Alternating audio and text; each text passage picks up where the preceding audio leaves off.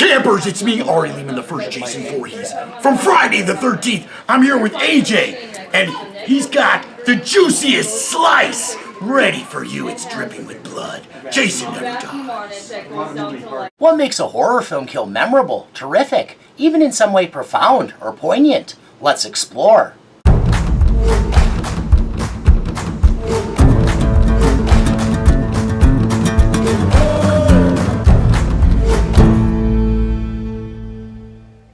Thanks for checking this out. If anything about it trips your fancy, please like, subscribe, and share.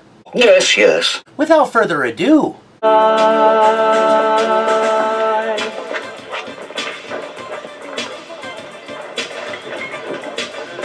Oh my, who's this saucy number slinking across the barroom? Megan Montgomery's little sister. You kidding me? Nope.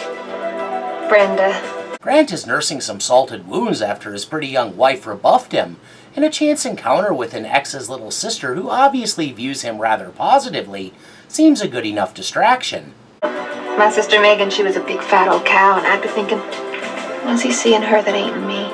Grant, a longtime member of the Blueballed Club, he needed a change of scenery lest he throttle his frigid bride and risk life imprisonment. When too lonely or borderline psychotic for a cold shower or masturbation to suffice, there's always the bar, and apparently Brenda is the door prize for showing up. You couldn't been more than 10 or 11. Hell, I was game. That sad insight into a bad home life. Any context under which she could think it was okay at that age to engage in any kind of romantic relationship with a boy that much older suggests she's been plotting escape from a prosaic, possibly abusive life for a long time.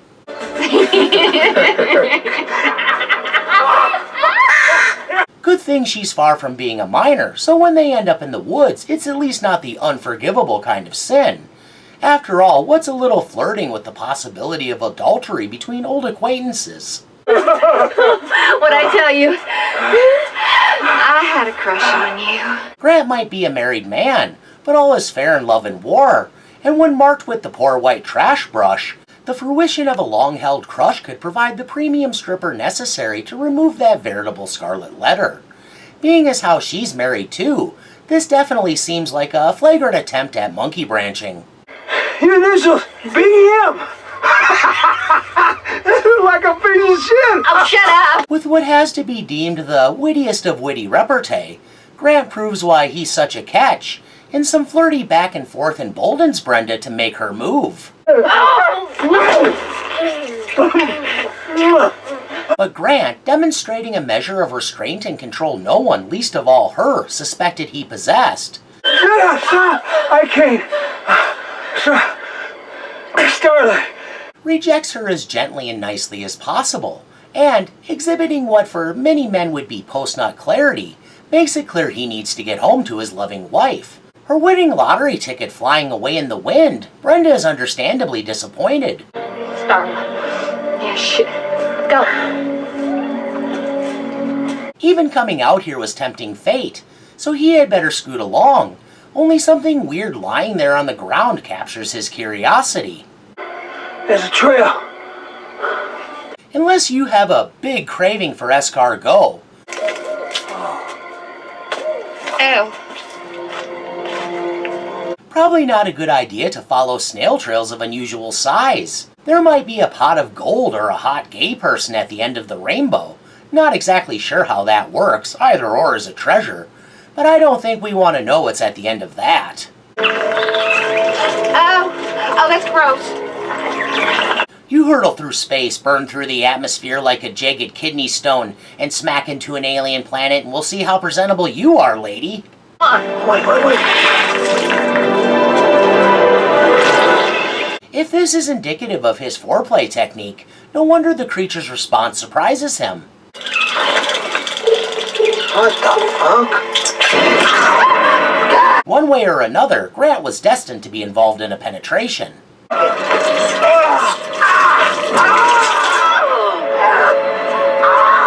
Brenda came out here to scratch an itch and latch a high-value man. Well, higher value than her usual assortment of suitors.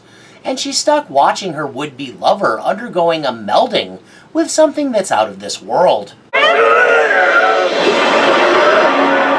Considering out of this world was how she hoped he would describe the sex, this night really could not have gone worse.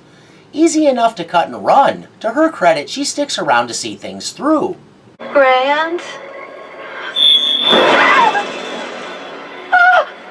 Never wake a deep sleeper or be too close when someone comes to after an extraterrestrial infestation. You know I have to do it.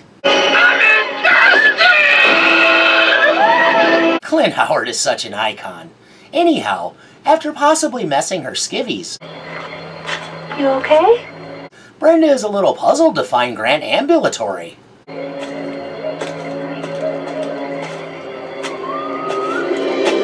Without a word, he shuffles away, presumably to chug a whole bottle of Pepto-Bismol. It's up here! Okay, I'll be right there.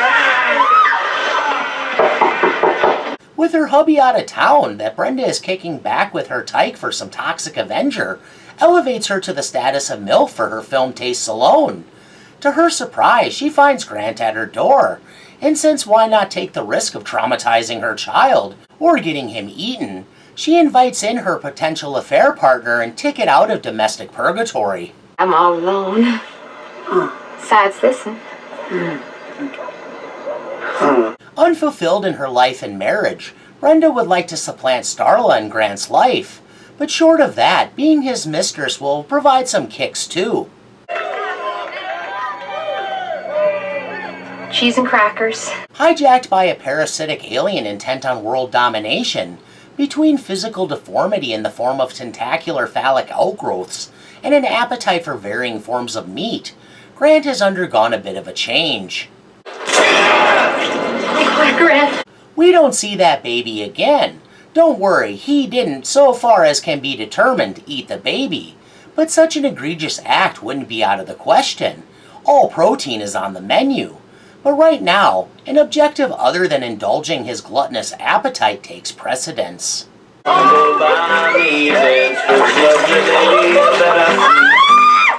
Psyched for sex, not procreation, Brenda again finds herself having the worst night, as she gets poked and prodded, only not in the way she might have hoped.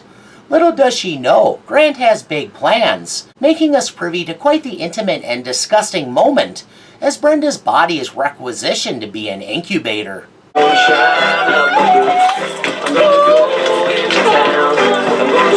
The twisted lewdness inherent in this forced infusion can't be overstated. Ernest expressed it best. In the days following Brenda's disappearance, pets start vanishing at a heartbreaking rate.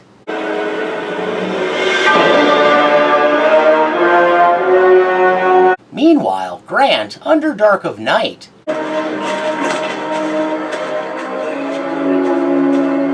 can be found not at all suspiciously carrying mysterious bags through the woods to an out-of-the-way barn. Don't cry. Now, look here, you're doing a good job. Chained up and filthy, all that matters is Brenda's insatiable hunger. I'm so hungry. I think I'm gonna die. Grant has brought an offering to appease her voracious need to eat. No. Here, I got something here. Help me feel better. It seems like he cares, but since his only concern is for what's gestating inside her, his kindness is only self-serving. Brought you munchies. Come on now. Brenda has little or no apprehension about digging in. Treat yourself. Yeah. Those more vile pregnancy cravings really doing a number on her psyche. Wolfing down that rotting meat like it's a delicacy, it seems like her definition of gross has definitely been entirely rewritten. Yeah, that's my girl. Everything's gonna be alright. The basement, the epicenter of Grant's nefarious activity when home, Starla decides to explore what he's been up to down there, and finds about the most depraved, degraded, and disgusting meat locker imaginable.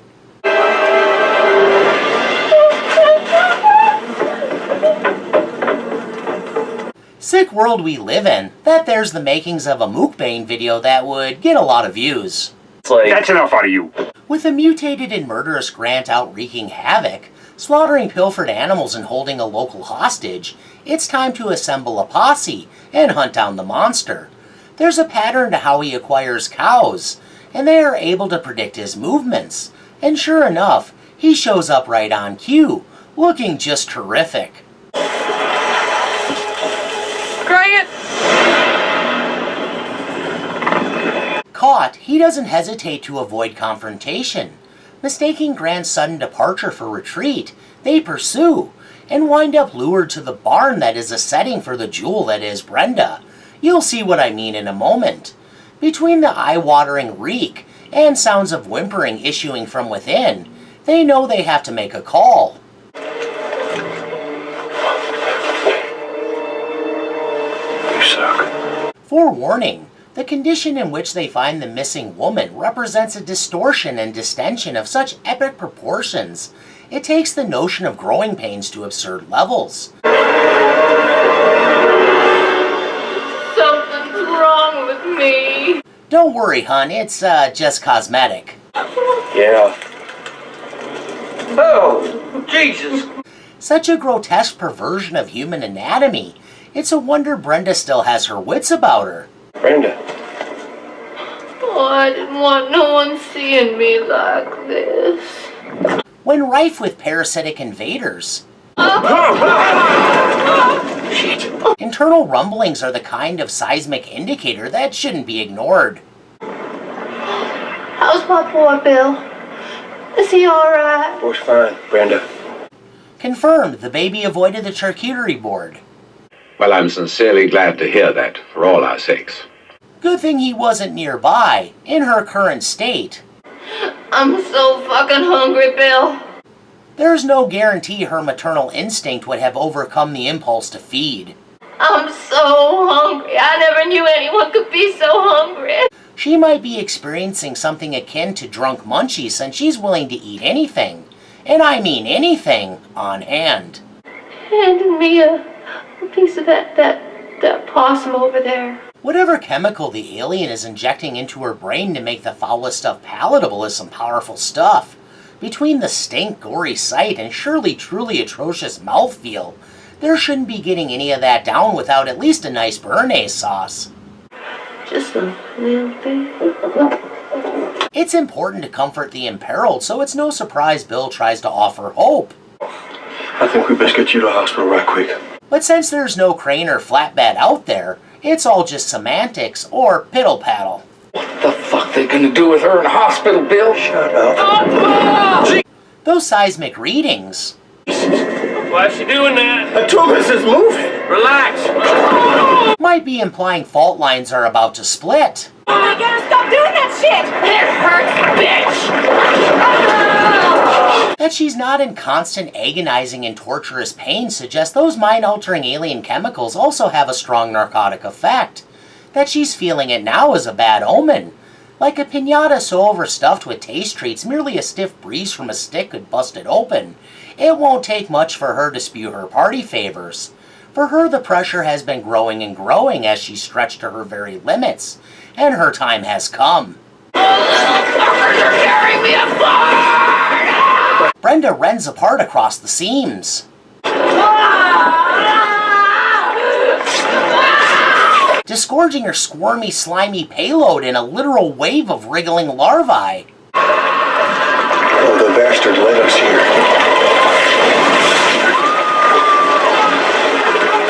Things really get creepy when the alien spawn gets inside anyone they can by means of oral invasion.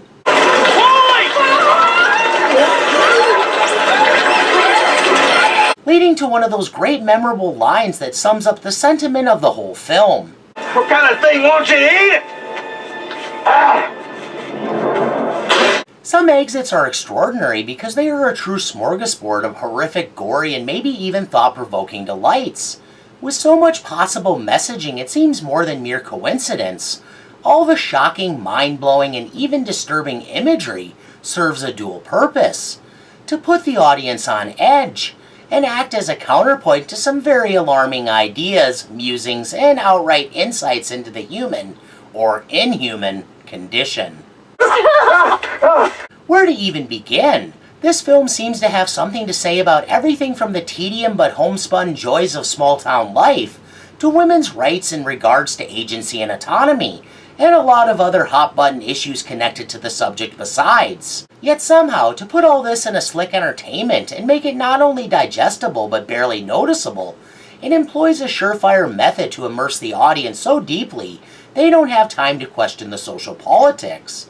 It taps into the most important wellspring from whence horror is derived, reality. In this instance, provided by Mother Nature. And she can be one harsh mistress, especially by allowing little parasitic nasties to proliferate. For instance, praying mantises, crickets, and grasshoppers can be host to hairworms, also called Gordian worms, which look like miniature tapeworms, once a fad diet before the wonders of amphetamines were discovered. Oh, Lord. The hairworms operate the bodies of the various insects robot jock style, until a dip in water frees the squirmy suckers through the poor insect's rear orifice. A harrowing event that is surprisingly overall survivable. The absolute perfect analogy, though, was that Alien Grant was the Tetrastitchus Julius wasp to Brenda's cereal leaf beetle, because everything that happens in the film plays out almost exactly the same way in real life. Yet Mother Nature can be freaky as all get out. To think, like for always, we have shared this planet with a variety of creepy crawlies and funguses that parasitically commandeer their victims and turn them into mind-controlled zombies. God help us! Whenever this is applied to people, it's extra terrifying, because it's perhaps a truly horrific insight into threats our species will face in the future, even without space aliens, as insects and funguses continue to adapt and evolve, and maybe at some point, likely due to our own meddling, they will make the jump to targeting us. Whatever you say. Scared cat. I considered including some footage of these shudder-inducing parasites for sake of illustration, but decided not everyone wants to see that in a horror flick essay video. If you're interested, you can go look for yourself. Be prepared, it's not for the faint of heart. What's going on here, exactly? With all that being said, back to the plight of the unfortunate Brenda, who learned firsthand what it's like to be a blood-engorged wood tick popped by a mean child. Her journey seems to play out like an extreme version of the old tale of lust or love that waylays the lives of many young women by attaching them to an older man who takes liberties and keeps them barefoot and pregnant. That might be splitting hairs. Ultimately, Brenda is made a receptacle, and there's the crux. Oh, you look at that! From there, the stage was set.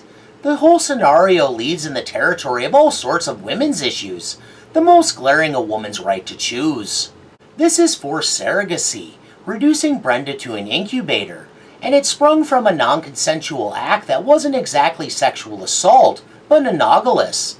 This seems like a window into when a consensual experience turns into something else. Brenda was willing, to an extent. Here that was up to and including sex, lucky Grant, but she wouldn't have consented to being rendered unconscious and robbed of any choice in what happened after. Strangely, this scenario, besides smacking of date rape drugging in general, has a weird real-life parallel that was an open secret in Hollywood for decades. But enough of that, since it was a warped form of procreation and not sexual gratification that was sought, although Alien Grant did look particularly self-satisfied.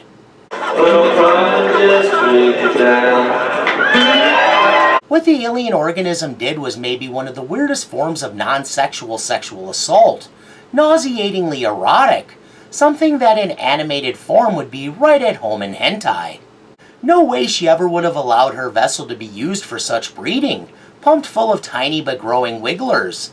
Being used that way, Brenda was stripped of everything, including her identity, other than the task at hand, which would be her last.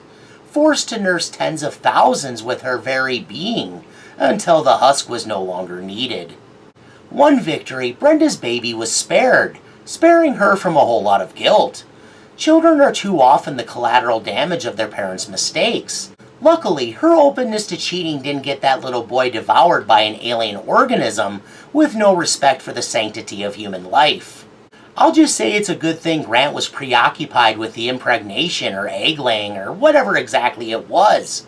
An infant would have made a nice tasty morsel. Or worse, He had to feed Brenda something when she came to in that barn. In the dark, she might not have even known it was baby on the menu. Corrupted by the thing invading her, in that moment she might not have cared. So overcome by the hunger, it was only later that she realized what she had done. Certainly the alien didn't care either way. What's one baby compared to the tens of thousands of offspring that eventually erupted from her bursting form? Perverting what many consider the most beautiful thing, bringing new life into the world, makes it so that this film strikes in a very personal way. The whole process Brenda underwent was undeniably a sick desecration of motherhood. On another level, it's about a dominant male's total control over a submissive female, forcing his fetishistic lifestyle on her, perhaps giving insight into the unhealthy dynamic between weak-willed obese women who eat themselves to death, and the men they do it for, because it means everything to feed, pun intended, their feeder fetishes. But then maybe that's unfair, since the film also shows what could be construed as food addiction, which would also lead a chubby lady into such an entanglement, because she desires an enabler who will encourage her worst instincts rather than stem them. A self-destructive path, but some of us can't help but take the rockier way. No matter how you tear it, Brenda succumbing to her own worst instincts made her the culprit who screwed up her own life. Talk about an excellent commentary about the pitfalls of being involved in marital infidelity, especially if it includes unwanted pregnancy. In this case, not to be purposely controversial, but in a hypothetical situation where Brenda was recovered before bloating up to gargantuan size, I don't think anyone would disagree with removing the brood inside her, something akin to abortion. I doubt there would be any conservative hard-noses arguing for the life of the offspring, or any liberal namby-pambies protesting to protect the alien progeny, since all would hopefully have the acuity to realize the overall threat to humanity. Even if, playing devil's advocate, on some fundamental level, alien life, any alien life, would maybe in some way be worth preserving. In a lab, deep under a mountain, in the Nevada desert. I don't have time for these shenanigans. Between weird cravings and stretch marks and feeling bloated and gross, Brenda was sidled with all the worst aspects of pregnancy. On the latter, she has to be the most extreme example ever of being so pregnant she was ready to pop. In the best of circumstances, late in a pregnancy, women can feel not at their best, even if everyone around them claims they're glowing. But that was totally crazy. Still, I would argue her short-term suffering meant little in the long run compared to the lasting ramifications, namely her legacy. Sure, she was forced into being a super spreader of the parasitic alien slugs that could have spelled doom for the entire human race. But it was her willingness to step out of her marriage that created the conditions that made it possible. Not the best thing to be noted for in the history books, but such was her fate. Yep, that stands up to scrutiny. What about the host with the most? Nodules, lumps, and other growths. We never got to know the real Grant enough to fully gauge his actual scruples. One of those, oh, he's a character types. He was somewhat crass, pissy, and even a bit mean-spirited. It's never a good idea to equate the woman with whom you are engaged in conversation to fecal matter. But that might have reflected that, as a married man, he had no skin in the game, so nothing was on the line. Of course, such a carefree attitude is somehow a reliable way to draw female interest, such as was the case here, since it was the pretext to Brenda making her move. One thing is certain, before the alien organism took over, if he was in any way planning to cheat, he reconsidered, and was going to head home to his wife. More than implied that it had been some time since he and Starla had lain together as man and wife. The lack of knocking boots had Grant feeling neglected, which might be a little aside to wives to understand that their men's needs and desires can lead to them being in a real funk when their ladies are unresponsive for a considerable amount of time.